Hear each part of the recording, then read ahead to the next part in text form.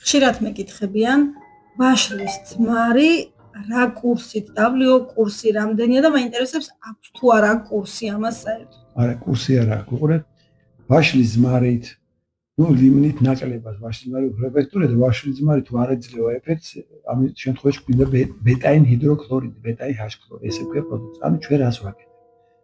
ჩვენ ვცდილობთ რომ ის რესურსი რაც კუჭი შერჩენილია, ის რესურსი გამოვქაჩოთ და კუჭი ავამუშაოთ მაქსიმალურად და ნაწილობრივ კუჭი, ნაწილობრივ ვაშლის ძმარი რომ pH-ი დავაყენოთ ისე რომ სფინქტერები დაიკეტოს და პირველი 2 საათის განმავლობაში როცა მჟავა დაამუშავებს ცილას, მეორე 2 საათი უნდა გამოვიდე პეპსინმა უნდა ამუშავოს და პეპსინი ფუნქციონირებს მხოლოდ მაშინ თუ pH-ი არის 2 ან უფრო ქვემოთ.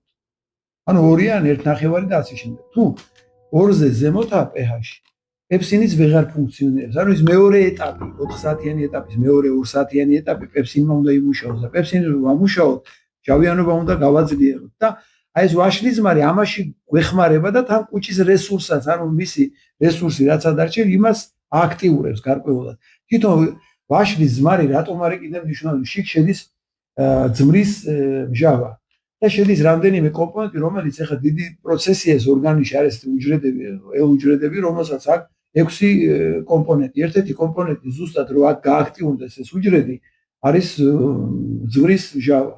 რომელიც ვაშლის ძმარში არის ყველაზე ადეკვატური და ანუ გარდა იმისა რომ კუჭი მჟავიანობას ვასწორებთ, ამიტომ თვითონ ორგანიზმსაც ვეხმარებით სხვა პროცესების კარგად წარმოებაში და მაგიტოა ვაშლის ძმარი ესეთი კაი. რაც შეეხება პროცეს ეტაპს, ეგეთი ეტაპი არ არსებობს.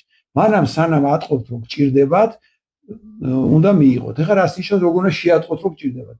როგორც კი გულძმაროები მოგეხსნებათ, რეფლუქსი მოგეხსნებათ, შებერილობა, მეტეორიზმი მოგეხსნებათ, ნიშნავს რომ უკვე კუჭის მჟავიანობა არის ადეკვატური, ცილა ჩერდება კუჭი და მიდის მისი დამუშავება. მერე დააკვირდით თუ ვაშლის ძმარს შეწყვიტათ, არ გამოიყენებთ და თუ ეს მოხდა რეციდივი, ისევ დაგებრუნდათ ეს შებერილობები, გულძმაროები, ეს კი თქვენი კუჭის რესურსი აღარ არის საკმარისი. მაშინ გამოიწერეთ ბადის სახით, ბეტაინ ჰიდროქლორიდი ქვია და ის სადილობის დროს, ყვების დროს გამოიყენეთ კაფსულების სახით და ის არის მასალა კუჭის მჟავისთვის.